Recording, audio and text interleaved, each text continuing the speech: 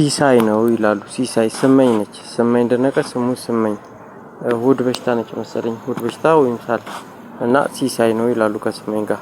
ሌላኛው ደግሞ አሁን ሙቀት ይላሉ።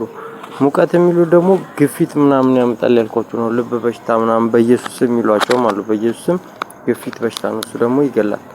ሌላኛው ደግሞ የደረት በሽታ ነው። ደረት የሚያሳምን በሽታ አለ። ደረት በሽታ እሱ ደግሞ የማን እንደሆነ አላወኩም። ሌላው ደግሞ የጎን ራስ ምታት ነው። አንጎል የሚያሳምን በሽታ ነው። አሁን ያለው በሽታ ይሄ ነው። ሆድ በሽታም አይቻልም። ደግሞ ባንቺ ወይም ባንቺ የሚሏት ደግሞ እሷ ትገላለች። ሆድ በሽታ ብያቸዋለሁ፣ ትገላለች።